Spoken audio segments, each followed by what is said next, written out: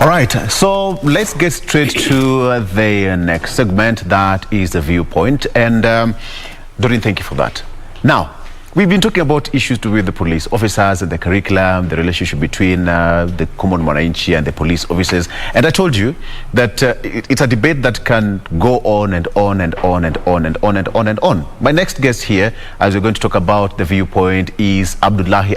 He's also a journalist, he's also a columnist, he is also a governance expert, and so I'm going to have a conversation with my mate in the industry.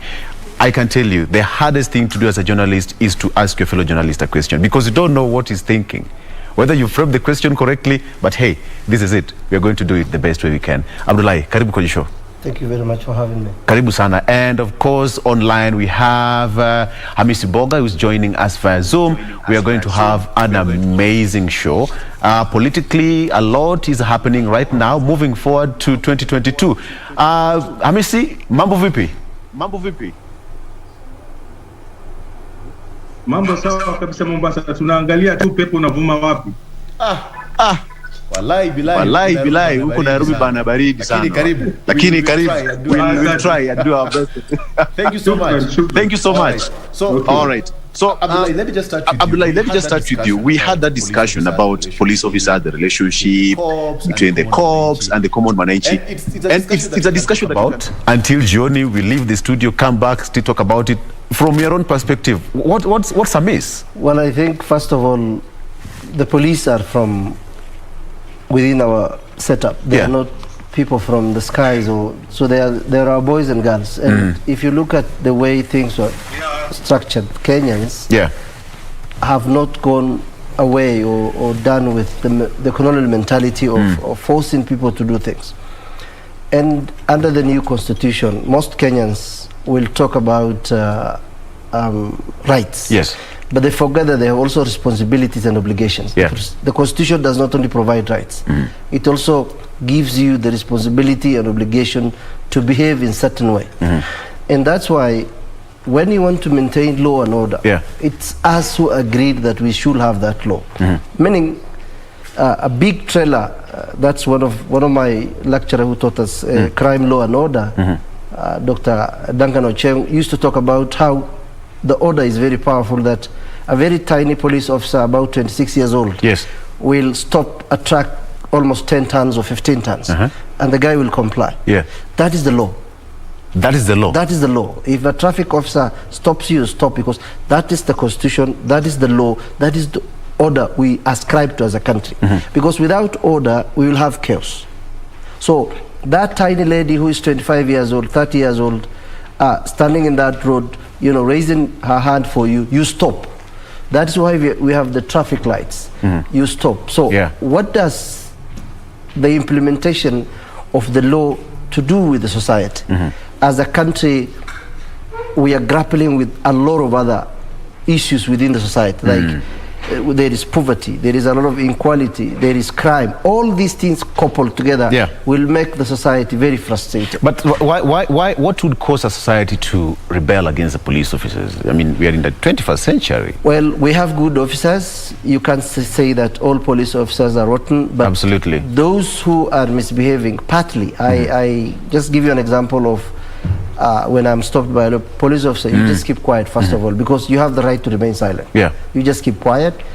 When he speaks to you, then there are two things you need to do. Either you respond to what he says, or you comply. Because a police officer has the powers to arrest you for anything, as long as he can prove or tells you, because you have the right to remain silent. And Kenyans must read the right of the accused and the arrested by William Mutunga. So that when a police officer stops you, he has to tell you why he stopped you. First of all, he has what you call certificate of appointment under the 5th schedule. So the tag, the ID card, what they call ID card in the force is called certificate of appointment. It has his name, his number, force number, and his picture. Why do you need for him to show you? So that in case he infringes your rights, you go to IPOA or even record him. It is not a crime to record a police officer. You can record him. I can take my phone. It is not. I remember there is a lady I think Buruburu, who recorded a police officer. And she was when they stormed she was cleared by the DP because police they provide services to us. We pay them. I mean, that's why they are in the force. So Kenyans must be a bit tolerant with the police, respect them, because every time I either drive through Nairobi or I go through the streets of Nairobi, I ask myself, if the police officers were not in those streets, Nairobi will be chaos. You can only imagine. Kenyans don't behave. Most Kenyans are bad manners. They have bad manners. Even in the road, the way they speak to each other, the way they throw garbages, you know, in the streets. You will see a very well-dressed person with a car, very expensive car, you know, dressed in a very dashy way. He eats a banana, peels it in the middle of Uhuru Highway. He throws it. What has that to do with the police officer? So sometimes we blame them so much. They do a lot. Yes. At night, you see them patrolling the streets. So sometimes we should not that much negative. But there are processes and procedures under the new constitution. That's why we have IPOA. A police officer wrongs you. If it is not big deal, don't even spoil your day. Just walk away and then go. But if you think he has infringed your rights, report the case, go to IPOA, record him, tweet it, you know, do all those things. That will put pressure on them. The police service, by and large, has changed right now. They did. The IG is on Twitter. Exactly. So social media has also helped expose some of these things.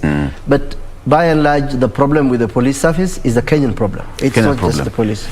Okay, I think that just put that rest to that particular topic. It was important for us to have that debate because Abdullahi here is a security expert as well. That was part of his training as well. So we just wanted to clear the air from an expert point of view before we move to the next step. All right, so straight to Hamisi.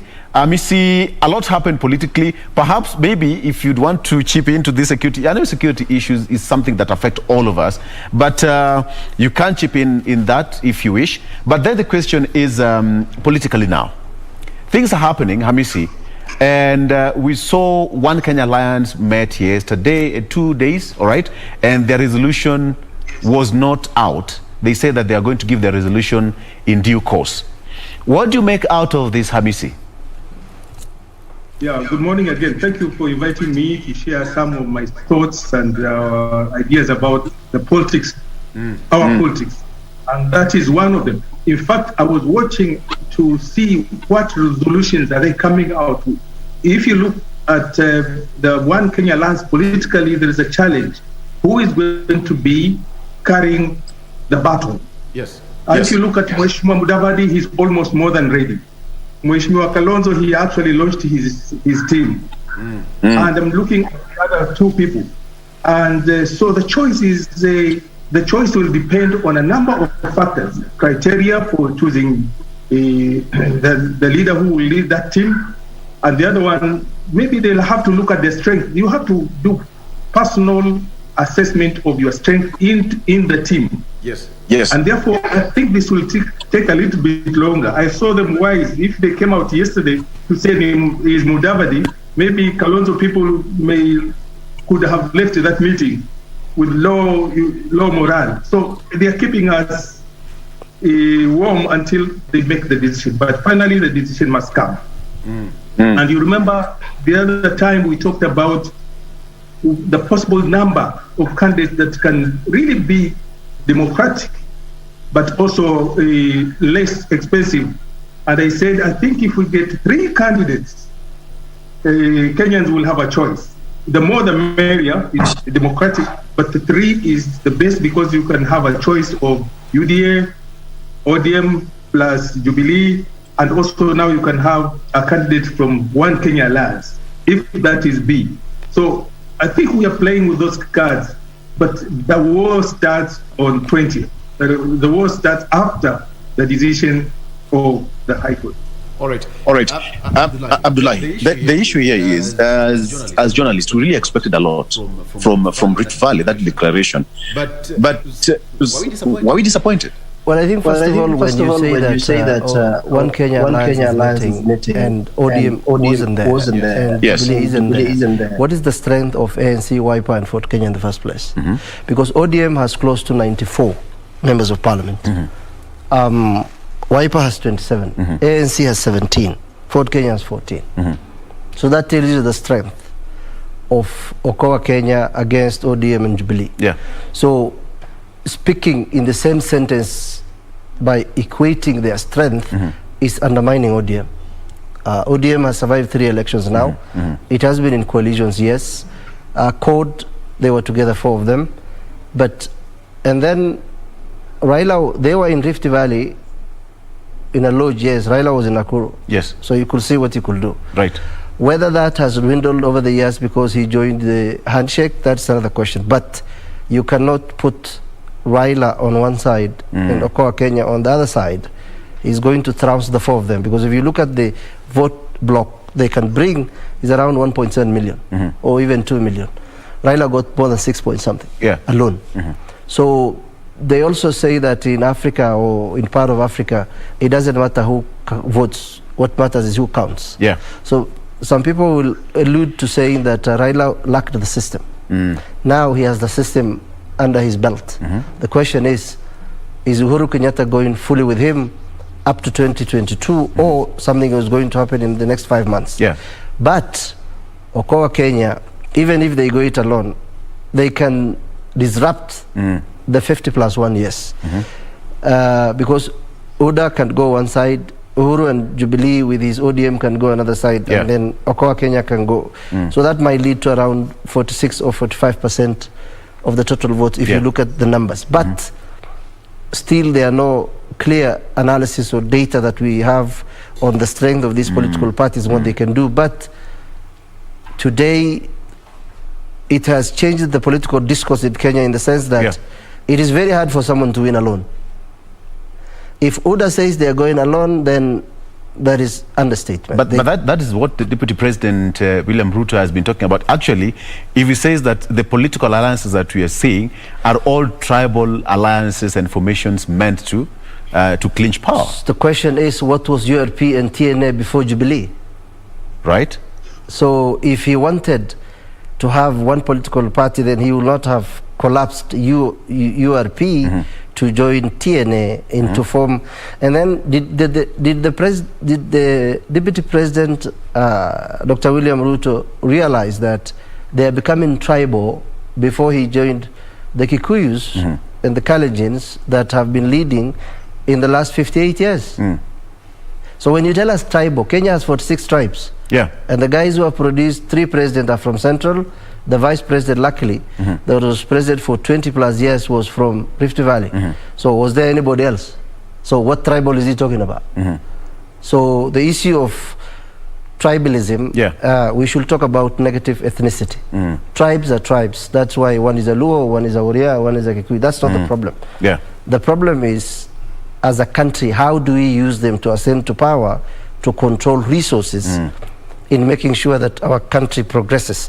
Because if you look at Kenya, when we were passing the aspirations of Kenyans, I say Kenyans, they wanted to sort out, multiple issues in constitutionalism, bring a constitutional government. We are relatively better than most African countries in press freedom. Today, even if my sisters don't agree with me that the people were paraded, at least 5 police officers or 6 of them who killed 22-year-old or 19-year-old are today in court. Others have been jailed. We are not there yet, but under the 2010 political dispensation, a lot is changing. But when the leaders tell us about tribes, then who is leading? Like currently, if you look at the presidency, the President Uhuru Kenyatta is from Kiambu, that is in Central. We have the Speaker from Mituri from Central. From Central. We have Mother Kome, the CJ, and then we have Central Bank. We have National Intelligence. So when did Ruto realize that Kenya is non-tribal?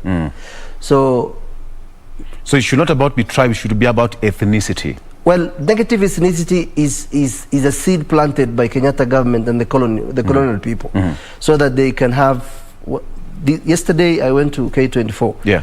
I was picked by a guy from Murang'a. Today I came to this studio. I was picked by a guy from Nyamira. I spoke to both of them because that's the only way you will know how Kenyans are thinking. People are asking, when did President Uhuru Kenyatta realize Ruto is either a thief or a thug or a bad person?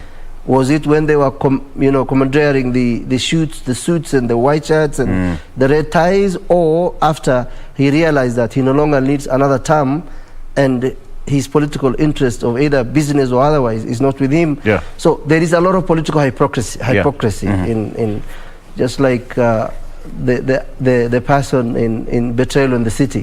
One askari told the guy, "You are inside and I'm outside," and then he asked him, "Did it ever occur to you that the outside of this cell might as well be the inside of another?" Yes. So we are all in a bigger cell of all political hypocrisy, and Kenyans must wake up to reality that our country needs progressive elites, not tribal demagogues. Absolutely.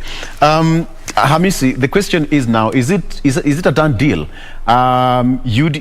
Sorry, a big pardon. That is, Jubilee and ODM have now agreed to come together and form one formidable force for 2022. So, is it a done deal for ODM and Jubilee and One Kenya Alliance? Maybe let me start by saying, in my political science studies, we have discovered that actually politics is 90% perception. What we think, what we know, what we are told about you, and it's about a wave. That perception, if you can combine it with a wave, and it's about slogans. You see, if you combine those 4 factors plus the resources, you can mobilize the people, and in a matter of 1 month, people will vote for you. So let's put all these factors as we discuss this topic, and also we'll see whom do we feel in terms of perception, in terms of wave, in terms of slogans, in terms of mobilization, and in terms of resources. Those will be factors affecting our politics of 2022. Now, coming to your question is, yes. If One Kenya Alliance finalizes their position of who is going to do what, and I know maybe they're waiting for the results of the courts so that they can be able to line up. Will they decide just the president and the deputy president in terms of their formats, or because there'll be more spaces if BBI passes, then we see an opportunity, and majority of the Kenyans see an opportunity of the expanded positions because we need to accommodate people. So maybe they're waiting for that, but look at these factors. Let them consider. Those people who are doing think tank, let them consider about what I've just said about it. If you look at ODM and Jubilee in courts, some of the Jubilee members are still with UDF, and the Jubilee members that are together with the president of Kenya. That is a strong force. If it can be mobilized properly, and if they can create a perception of we are in for it, and they can be able to have a wave. And I'm looking at the machinery that maybe President Uhuru has, and the mobilization strength of Mr. Odinga. It can be a formidable force. But then look at UDA. UDA has gone to the grassroots, and they have created a perception that this guy can do it. To be able to undo that one, these other teams must move very fast, very, very fast in terms of undoing. One thing that I like about my colleague has said is, if you just say about economic power improvement, this topic has been here with us. And some of the people who are saying we shall are already in the system. Why don't do they? We have about 9 months. If it requires a law, how long does it take to debate a position that can be able to be beneficial to all of us? But nobody is touching the law of parliament, but they say we shall do this. This concept of we shall is again an idea of the perception. If they win, we shall do this. Kenyans are now waiting to see who will speak it louder and faster. But mobilization will be very quick. So there is going to be a very tight. First, if One Kenya Alliance decides to pick their leader who will take the baton, I'm expecting some fallout from some point, because some people have very strong points that our candidate must be in. That alone can affect the relationship. So, KANU has said many times that they are still working with the Jubilee, Uhuru, until the end. What does that mean? Because Jubilee Uhuru now is working with ODM. You know, these are some of the factors. We must filter them out to see the direction of the movement. But what I said earlier, after the results of the courts, you will see mobilization, you will see movement, you will see people now on the ground. I think we're going to have a lot of drama, but let's expect it. Drama between the parties, but drama between those people who are aspiring to move in. If you're a governor, there are people who, about 10 people who want to be governor. If you're an MP, I think the list would be longer. So how are we treating that perception also when you go to the ground? Okay, the question is here, Abdullahi, he's raised a point that soon we'll start to see fallouts. And when you look at that, the structure, and the president is meeting the One Kenya Alliance principals today in Mombasa, and ODM leader Raila Odinga, perhaps just a follow-up of what happened last week, where they've reached... 8 days ago. Exactly. The question is now, the president is so much interested in uniting these people, but are they so much ready to unite themselves? Well, the question is, when did we, as the Kenyans, say that we are not united? Because that's an understatement. Yes, I'm talking about the political leaders. Yeah, when did they realize that they are not united? Is it 12 months to election, or even less, or before? This is nothing to do with unity. Because what we did as a country is, I stay in Nairobi, I came to this studio, everybody here is a Kenyan, and I didn't quarrel with anyone. So the issue of unity is neither here nor there, both in Kenyan citizenry or in the political class. This is what is happening. What is happening is in the pursuit of political power, either how to win president. You know, all of them can't be the president. Currently, if it was about creating positions for prime minister or deputies, we are still in court. By Friday, we will have the verdict.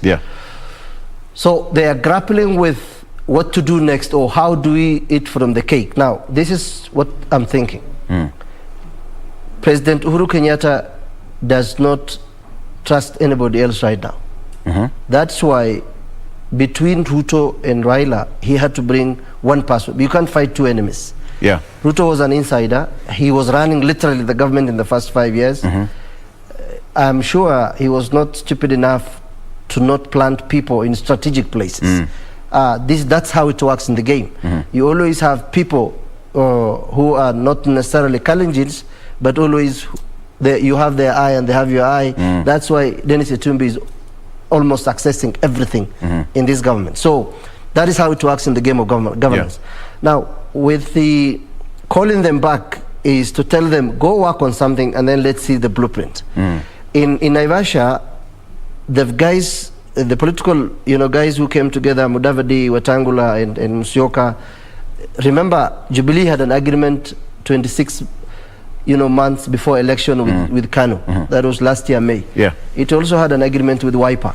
It is now already pre-packed, has been signed yesterday with Jubilee. So the people who remained are ANC and Ford Kenya, Moses Wetangula. What I'm thinking is, the president will tell them, look, first of all, 6 of you cannot be president. We only have one position because that is what the constitution says. I will give these positions to Raila. Now, if there is no other positions, we are going to go through parliament to create either a super CS like Matiang'i, and one of you will take that. I can give you Ministry of Finance. I can give you this. There is a position of speaker both in the national. So there will be negotiations and renegotiations, because deep down, Musalia Mudavadi knows he is not going to win the presidency if there is Raila and Ruto, combating the field. Because you look at the numbers, it will not add up. Kalonzo Musyoka has been around for some time. So he's always close to government, and he's representing even sometimes the Jubilee government in Sudan and other areas, because they can't be idle. They need to have some budget, some money, some running cars and this and that. So they still need Uhuru today more than he needs them. Because once Uhuru has Raila and he has system, he will just tell them, couple here, let's do this, let's do that. Now, are coalitions improving our democracy? Are they improving our political systems, governance? Are they enhancing an environment where the economy can thrive and all other changes. So these are the questions that will come out later. Yes, yeah. But right now, between now and in the next 5-6 months, yes, if they do not get a share of the pie, they will be a fallout. Maybe 1 or 2 might join Ruto, maybe maybe just hold on to that point briefly. We take a break, and when you come back, we still just pick it from where you've left, just to know, because right now the Jubilee and ODM have agreed to work officially. But then the question is, will One Kenya Alliance join them, or will ODM leader join One Kenya Alliance? I'm talking to Abdullahi Alas and Hamisi Mboga joining me via Zoom. We're taking a break. We'll be right back very briefly.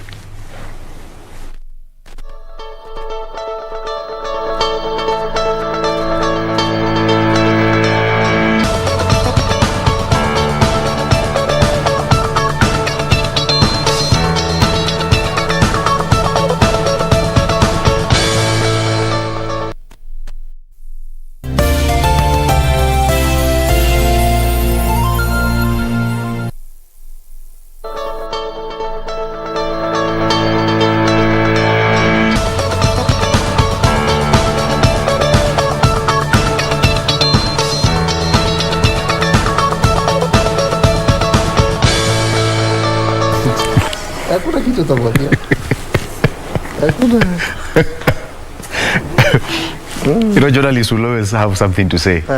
Whether that's what we do. We wake up at 4 a.m. We'll always have something to say. I'm joined by Abdullahi Alas and Hamisi Mboga via Zoom. Hamisi, before we took a break, we're talking about something here. The president has called all the 4 One Kenya Alliance principals and ODM leader Odinga in Mombasa today. Perhaps what should we expect now that you're in Mombasa? What should we expect from that particular meeting in State House? Thank you. My perception and my thinking is this is the 10th meeting the president has called the team. The other time he called the team and we don't know what they talked about. Maybe they said we shall revisit. This concept of revisiting is big to assess what they discussed and what they think. In my inner self is the president is interested in seeing this transition according to his feelings. One, he has a carrot. There's a carrot and which can shape the direction of election, but also the results. There's a carrot, he can do some appointments between now and 2022. He has money, he can support the team which he feels. He has the state machinery. You can't underestimate, you can't leave that guy out. And he's calling you not once, twice, 3 times. So I think it's going to influence the direction that will be taken by ODM and also the One Kenya Alliance. I'm sure he has somebody in mind to say, why don't we support so-and-so? Because it's only one position of the president, the presidency. Yeah. But then there's this possibility. I think the cards are going to be put. There's this possibility. After 20th of this September, if the court opens up the BBI, there are a number of possibilities that can happen. If the court doesn't, still there are a number of possibilities that can happen. Check the members of parliament. ODM has over 90 members of parliament, and Uhuru has a number of parliament in terms of his Jubilee. And if you combine the numbers of MPs from Wiper, from ANC, they can formulate a huge number of members of parliament to pass any law in parliament. And that is also another possibility of changing some of these things that may be stopped by the court. So he still has an upper hand in terms of shaping. And also, he's going to speak as Uhuru, as leader of Jubilee, but also he's going to speak as a president. And sometimes you can change faces in terms of pushing your points. And we have seen, if you go against the system can come for you. It's not fear, but democracy has to be guided. And in this process, I think Uhuru has this niche of saying, why don't I leave this place peacefully?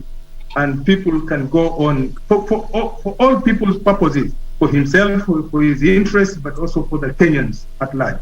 So he's going to mention, in fact, like the analysis that we have is ODM has an upper hand in terms of positions in parliament, in terms of mobilization in the country, in terms of, I think these guys will be influenced to say, tumwachie mzee amalize one term, atoke, then you guys can come and do something else.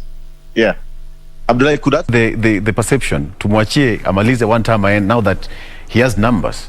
Well, it's not only numbers. He wants it so bad that he tried, his dad tried, never made it. His father had to resign. Then he tried it 4 times. He didn't make it. Now he has an opportunity right now because of his consistency in pursuit of power, because there is a difference between pursuit of reforms and pursuit of power. I think Raila Odinga was always in pursuit of power, because if he did not, then there was no need of handshake. If he lost, he would have just go to Bondo, farm, raise his grandchildren. But why he stayed and why he was steadfast in making sure that the government does not function and there were riots, which is still within our democratic rights, was to pressure the government and get what he did. I'm sure President Uhuru Kenyatta realized that with chaos in Nairobi and these kind of images under international media, a lot of things just will have been disrupted. Investors will not have come. Kenyans will not have invested in industries because there will be a lot of uncertainty in the country. Other countries are going through turmoil. So opposition leader or former Prime Minister Raila Odinga wants this seat so bad. You saw that in Nakuru yesterday. If you're reading his body language, his dress code, his physique, he's telling Kenyans he's ready. That I might be a bit older than most of you guys, but I fought for this country. I deserve to be given self-actualization. That as a grandfather, I can be the president, the 5th president of the Republic of Kenya, and I leave you guys in peace in 5 years. Whether that is the deal for Uhuru is another thing. Remember, in the Machiavellian, you always think of destroying your friends first when you come to power. Bring your enemy closer. Not because you want them, but because you want to control them. Right now, it will be very difficult for Raila to bring what he did in Uhuru Park, because there are a lot of people who think he betrayed them. Why did he allow more than 200 people to die in pursuit of that social justice? So this is the things that he's grappling with. Now that he has an opportunity, and you saw lately, even though the Jubilee government was handling some things wrongly, Raila then spoke about it. That is unusual. That is the other Raila, not the previous Raila. The new Raila who wants power, who wants to make sure that Uhuru Kenyatta is within him. Through Jubilee's effort and President Uhuru Kenyatta, he got a job at the EU, as paid by close to 1.8 million. He's enjoying state machinery. I mean, Raila is enjoying what he's doing right now. Whether now the Okoa Kenya will go to the president, they have no option. And the question now, what should we expect in Mombasa? Because they were there around 10 or so days ago, and they're again back in Mombasa today. 8 days ago, I'm sure the president was telling them their plans, and he's going to tell them, look, just like what he told them, if you guys don't unite, the difference between the Okoa Kenya guys and Ruto is fearless. He made a decision that is going to be very brutal, he's going to be very abrasive. He's going to, if you look at the dress code of William Ruto, he does not dress like someone who's 54 or 55. He's trying to dress like the youth, guys in their 30s, in their 20s. You know, the African dresses, the fitting, the man, you know, the postures, the gotas. All this body language is communication that, you know what, these guys are too old for you guys. I am one of you. I used to sell chicken. I come from Sugoi. I have made it in life. I can help you make it. Whether that is true or not is another thing. Now, that is why he was able to win Juja and to win all these seats. Now, the only way the president knows that, the constitution says 50+1. You can't raise 50+1 with 3 presidential candidates. Going head to head. Going head to head. Because these other guys, we might say that they are not strong, you know, they are a bit timid, they are mild, they are this, they are that, yes, but they still have followers, because all politics is local. We are a very tribal nation. Now, what the president will tell them is this: look, my term ends on 9th of August in 2022. So, do we handle this thing to Ruto, or we work something out? Yes. Now, that is his biggest headache right now. Yes. The Constitution limits his powers. He can't just dish out positions. Yeah. Like wewe utakuwa prime minister, wewe utakuwa deputy. There has to be a structure. We should go through referendum, because the drafters knew, with the nature of our political history, we need to have some stringent measures in making sure that our political process is guided within the law. That is why, even if BBI on Friday we are given the judgment that they set aside the High Court, those guys will still proceed to the Supreme Court. So it's going to take another few months. We might end there up to 3-4 months. He's going to tell them, we will work, and then a lot of money will exchange hands. That's how it works. The game is, where we will give you this amount for your campaigns, make sure you have your MCAs, MPs coming, presidency, wachia huyu jamaa. Serikali to agree, we upate chief minister, we upate hii, we upate that. Then that way is only how it works. Let me bring in Hamisi. Hamisi, it seems that the president has a lot of work to do right now. He has the biggest headache ever, because the way Abdullahi is saying it is like the president, his work is completely cut out for him. Oh, yes, he has the legacy to leave behind. He has his personal interest in front after 2022. He has his team has come out with, and therefore the formula that is needed, like my brother Abdullahi said, we need to have it first round. We need to have the election and beat whoever we want to beat first round, because the second round can mean anything, because people can also wait for the second round to mess up issues. So I think he's going to insist that we need to have only 2 teams, UDA and us. This my perception, this is the way I see it. And if we do that, then we shall be home at 10 a.m. on the day of the election. Now, that is a statement, mobilization now. There are some people in these other parties who may not support that one. So the leaders, if they do support one candidate this afternoon, they have a lot of convincing in their party. There are some people in Wiper, they can't even look at Raila twice, okay? But what can we do when the party and the leader has said? There are people in ANC who are saying Raila should not even go to Western to do anything, because that is their zone. But you see, this is how it can happen. So mobilizing, Uhuru has a lot of work to do. I think he's capable. He has the resources and the strategy, and he has the network, and he has the security with him. So I think they are going to agree. That's my. They are going to agree. Perhaps let me just give you maybe 20 seconds to give your parting shot. I'm told that we are running out of time. Your parting shot, Hamisi? My parting shot is I'm expecting good results from State House, so that we have one team from this side and also one team from UDA. We go for elections. We see if we shall get 50+1 either way. All right, thank you. Yes, Abdullahi, your parting shot, even as we wait for that outcome of Kenyans that should meeting know today. that whether it is today or tomorrow, next year, the political class will always strive to get power. We should look at our interests as Kenyans and ask, what is it that we need as a country? Let us look at individuals on the strength of their capacity.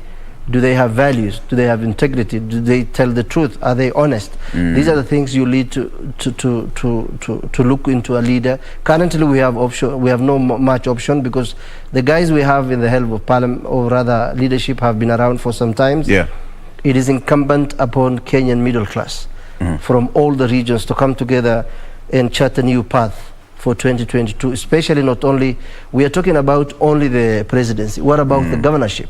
Remember, Kenya is a unitary state with two devolved two structures, the national government and the devolved government. The devolved government is, we will need to elect 47 governors. So those 47 governors and those MCAs, what are they contribute to our political discourse, both from the village up to Nairobi? That is the question that we should all be grappling with. Kenyans must vote wisely. You should stop taking bribes. If you take bribe, then you have nobody to blame.